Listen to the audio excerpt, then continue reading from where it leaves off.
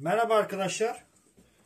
Bugün GSM iletişimde iPhone 7'nin en çok karşılaştığımız, en çok gördüğümüz ses sorunu, yani ses entegresi arızasını gidermeye çalışacağız. Daha gidereceğiz sorunu. Öncelikle bu sorunun olduğunu, telefonunuzda bu sorunla karşılaştığınızı nasıl anlarsınız? Telefondan bir arama yaptığınızda, bakın burada hoparlör simgesi sönük bir vaziyette yanıyor ama diğer işaretlerde normal basabiliyorsunuz. Klavyeye basabiliyorsunuz, rehbere basabiliyorsunuz, sessiz alabiliyorsunuz ama hoparlör simgesi sönük bir vaziyette. Onun dışında cihazınızda ses kaydedemezsiniz. Arama yaptığınızda, herhangi bir arama gerçekleştirdiğinizde karşı tarafın sesini duyamazsınız. Ama tuşların ses geliyor normal. Ama tuşlara bastığınızda bazen sesler geliyor. Mesela bakın, basalım tuşlara. Bakın tuş sesleri geliyor. Ama hoparlör alma, karşıdan gelen ses, bunları duyamazsınız. Bu genelde cihaz darbe aldığında, yere düştüğünde bundan dolayı kaynaklanıyor. Bakın ses kaydedicileri de gösterelim. Bakın ses kaydetmeyi deneyelim. Ses aygıtı bulunamadı hatası. Kayıt başarısız veriyor. Şimdi orada cihazın içinde bulunan iki tane entegreden biri zarar görmüş.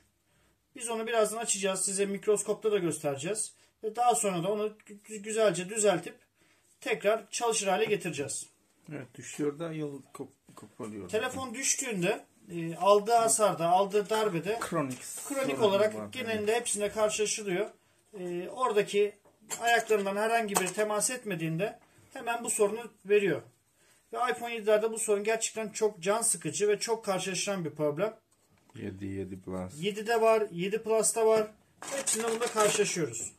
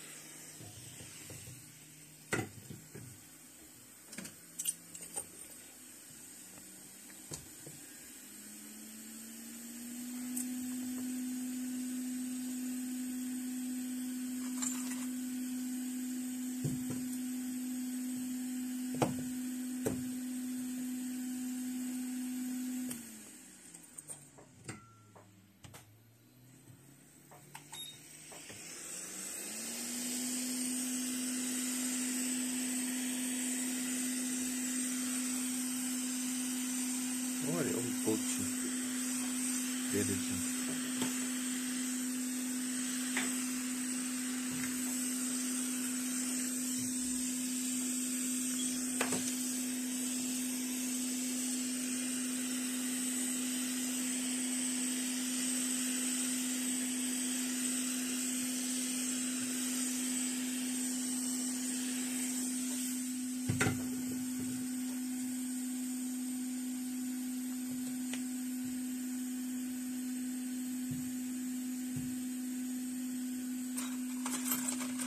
Cihazın üstünde ekran koruyucusu var. O biraz tutuyor, sana güç vermiyor. Evet.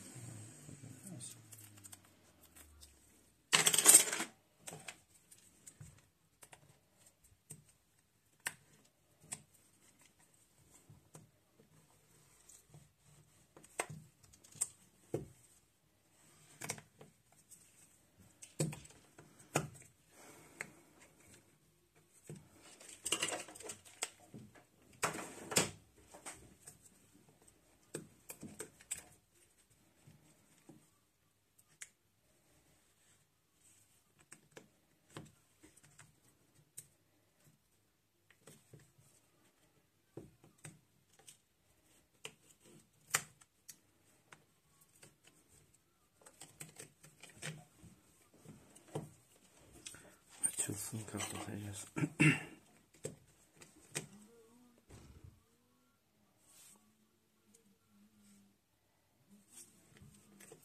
Evet, bu biraz zaman istiyor. O bozuk var ya, o zaman Biraz Şimdi normalde iPhone 7 açılması bu kadar sürmüyor. Ama Ama cihazın ses entegresi arızalı olduğu için cihaz kendini açmada bu şekilde gecikmeler yaşanabiliyor. tam 10 dakika istiyor. Bir 10 dakika sürüyor bu şekilde açması. Reset atıyor.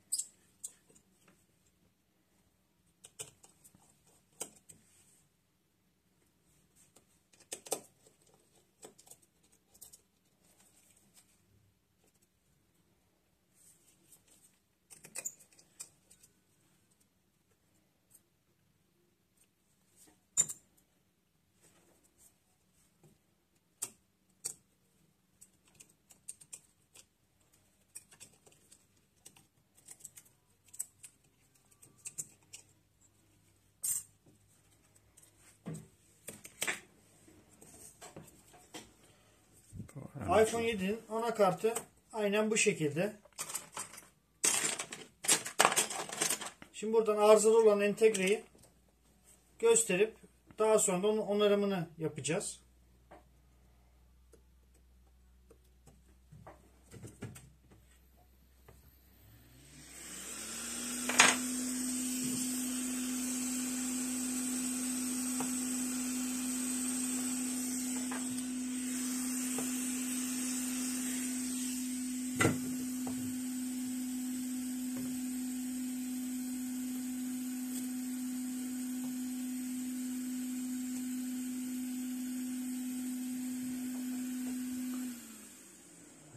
Şu entegre var. Bu görmüş olduğunuz ses entegresinin büyük olanı. Bu parça bir şekilde düştüğünde hasar alıyor ve bu sorunla karşılaşmanıza sebep oluyor.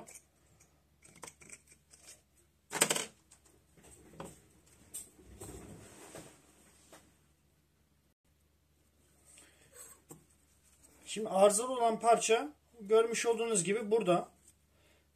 Bunu sökmek için 280 derecede ısı tabancamızı ayarlayıp o şekilde ısıtarak söküyoruz. Yalnız hani daha önce başka yerlerde tamir görmüş ya da bu şekilde bu sorunu yaşayıp da tamir ettirmeye çalışmış müşterilerimiz telefonu getirdiğinde buradaki ses entegresini çıkartacağım diye hem 280 derecede değil fazla ısı uygulayaraktan Evet, burada zararlı yukarıda nant var, belleği var. Arka tarafta anakartın arkasında Modem bakın var. burada modem var. Şu tam arkada kalıyor değil mi usta modem? Evet, tamam. Entegrenin Ama şu an altında kapalı var yani. kapalı şu an aslında. Onu açsak gösterebiliriz ama gerek yok. Hani biz size söyleyelim. Orada modemi var. Şimdi bu entegreyi buradan sökerim derken gereğinden fazla ısı, dikkat, özen gösterilmezse hem cihazın hafızasına zarar gelebilir, hem cihazın entegresi, modem entegresine zarar gelebilir. Cihazın bu sefer ses entegresi yapalım derken cihazın şebekesi gidiyor. Yani bu iş çok dikkat, özen isteyen ve profesyonel kişilerin yapması gereken bir işlem. Onun için işin ehli olmayan kimse bu işi yapmaya kalkışmasın.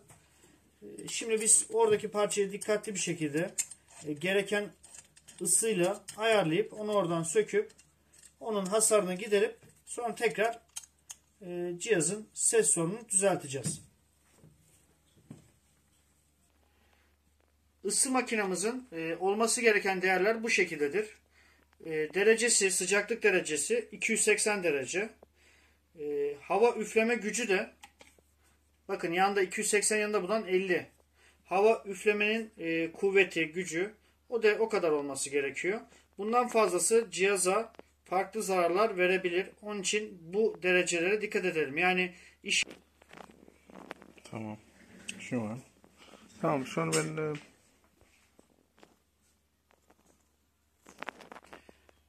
arkadaşlar şimdi burada ısı makinamızın değerlerini görüyoruz. 280 yazan ısı makinesinin ısı değeri, ısı derecesi 280 derecede olması gerekiyor. 50 yazan değer ise ısı makinesinin hava gücü, havanın ne kadar üflediğinin kuvveti. Bu değerlere önem göstermeniz gerekir. Daha yüksek değerlerle bu makinenin ses entegresini ya da herhangi bir işlemini yaparken verirseniz farklı yerlere farklı sonuçlar, daha sonra geri döndürülemeyecek sonuçlar olabilir. Onun için bu değerlere önem gösterilmesi gerekir. Kimileri havayı, sıcaklığı daha yüksek yapıp işi daha çabuk bitireyim derken bu sefer farklı parçalara zarar verir. Onun için bu değerler çok önemlidir. Çok dikkat edilmesi gerekir.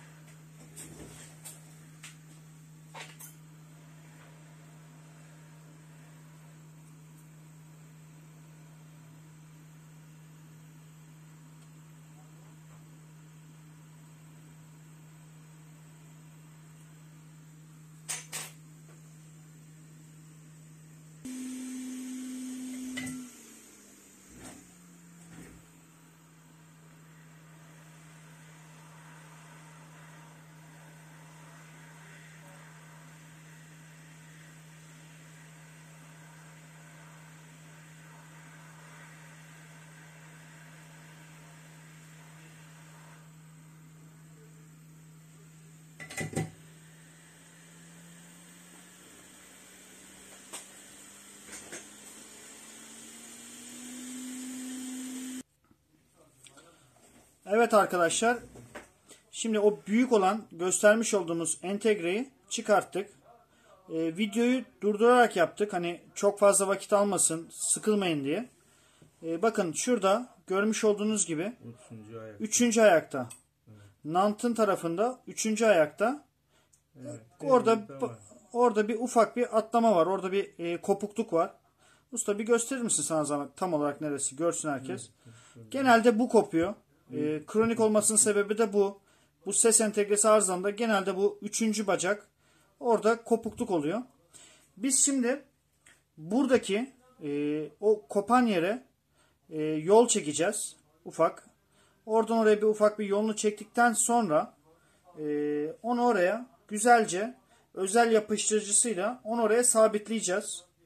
Daha sonra sorun tekrarlamasın. Yani ufak bir düşmede ya da herhangi bir darbede tekrar aynı sorunla karşılaşılmaması için onun özel yapıştırıcısıyla onu oraya sabitleyip o yapmış olduğumuz yolu onu ultraviyole ışınla güzelce oraya sabitledikten sonra entegreyi tekrar montajını yapacağız. Ve bu şekilde bu sorunu çözeceğiz. Şimdi yol çekelim.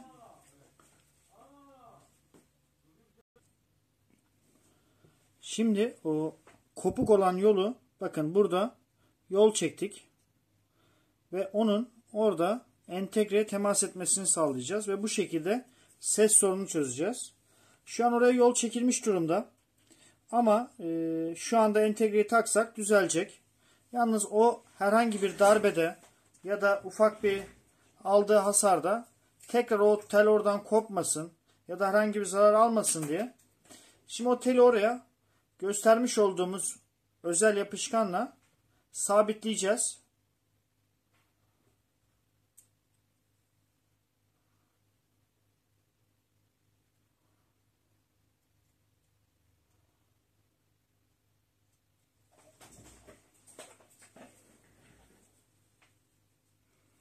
Evet, bu fazla sana Temizleyeceğiz. Şu an üstüne fazla gözüküyor. Ama alacağız biz o yapışkanı oradan.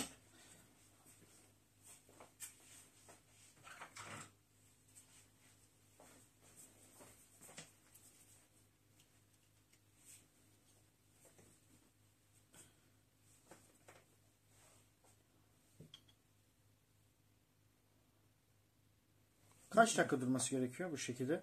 Ultraviyole ışını. 15 dakika maksimum. 10-15 dakika bu şekilde bekleyecek. Ultraviyole ışınla oradaki yapıştırıcı iyice donduktan sonra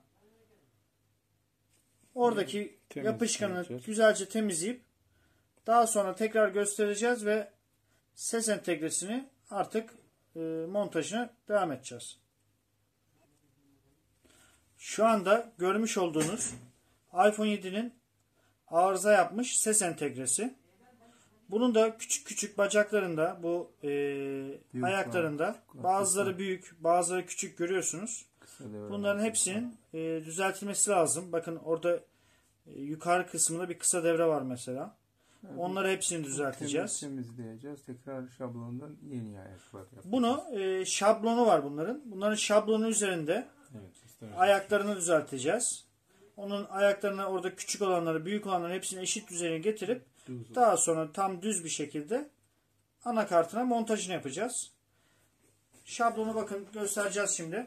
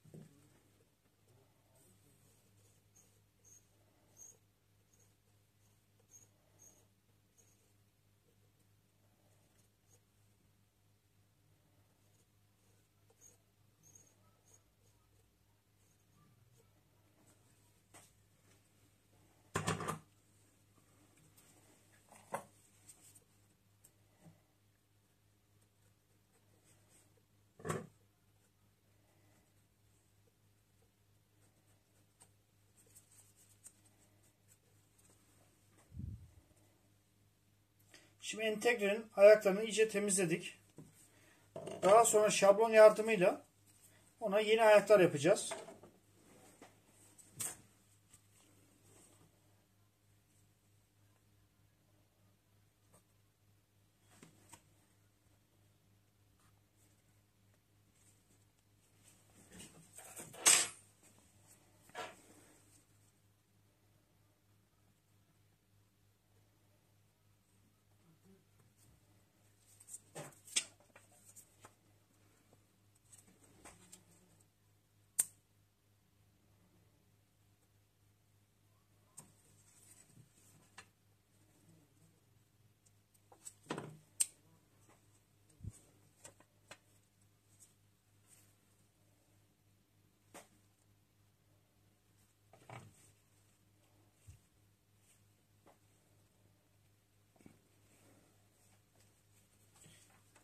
Şimdi ayaklarını düzeltmiş olduğumuz, temizlediğimiz entegreyi lehim pastası sürerekten ve şablon yardımıyla ona tekrardan o ayaklarını geri kazandıracağız.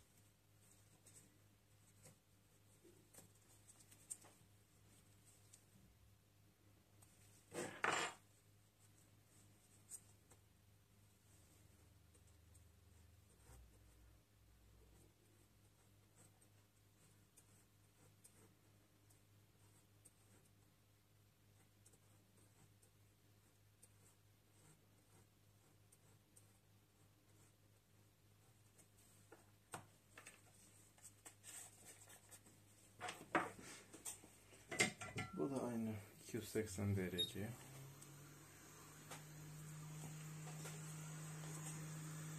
Gene ısı tabancamızı 280 dereceye getirerekten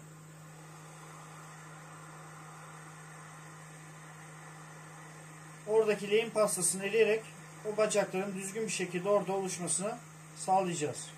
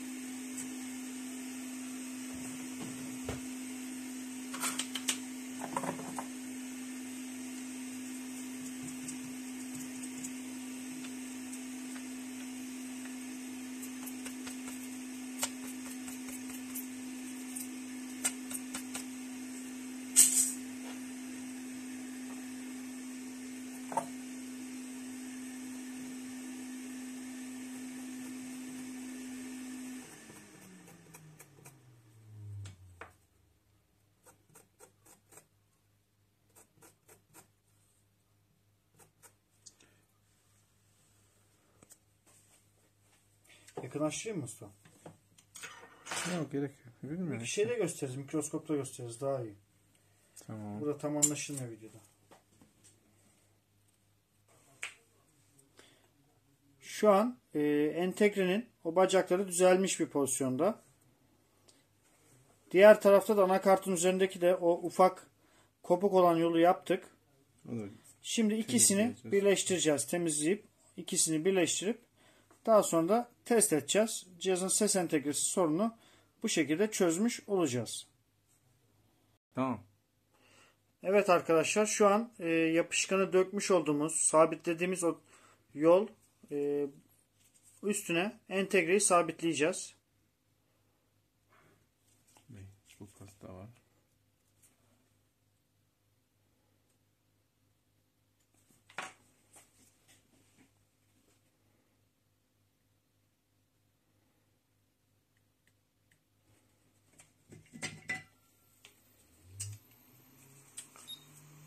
Tekrar aynı derece istiyor. Gene 280 derecede olmak şartıyla ısı yardımıyla entegrenin montajını tamamlayacağız.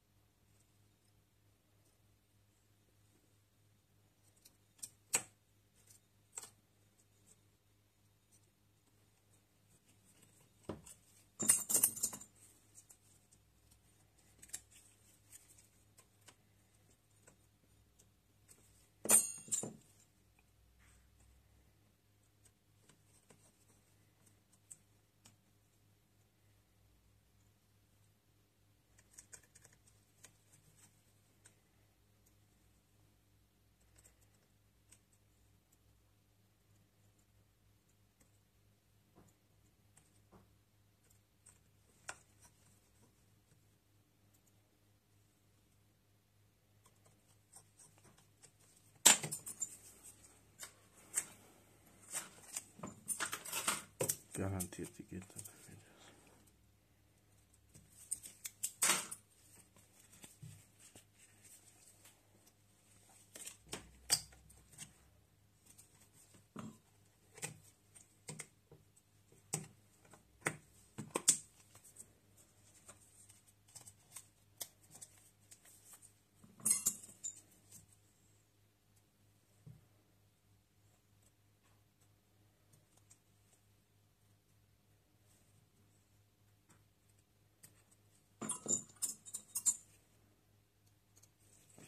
Usta saat gece 12'ye geldi ya.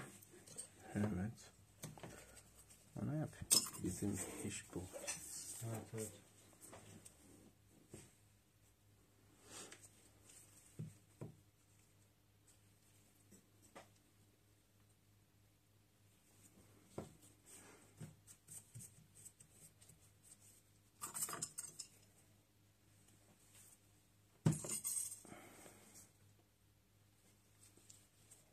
Evet.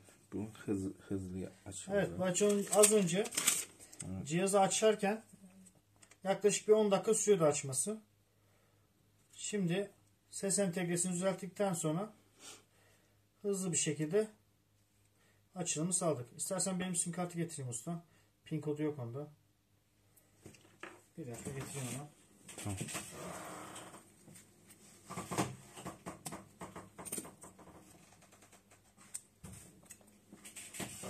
Buyur usta.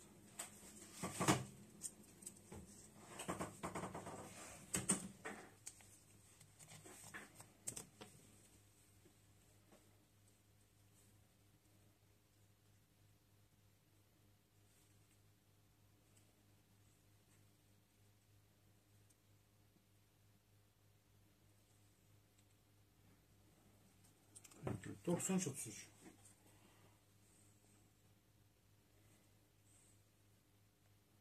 Evet. Bu da geldi. Bak. Az önce aynı cihazda hoparlör simgesi sönük bir durumdaydı.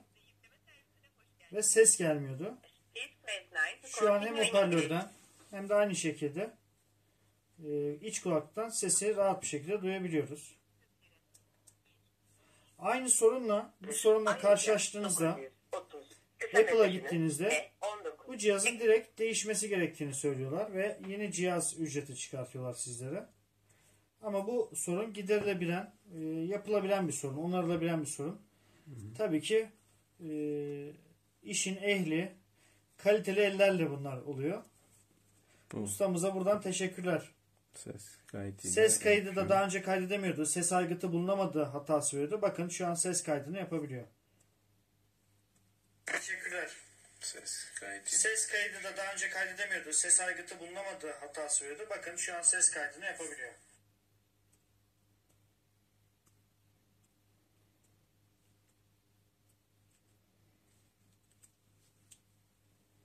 Video olabildiğince kısa tutmaya çalıştık ama önemli olan, gerekli olan yerleri elimizden geldiğince sizlere anlatmaya çalıştık. Bizi izlediğiniz için çok teşekkür ederiz. Hepinize iyi akşamlar dileriz. İyi akşamlar.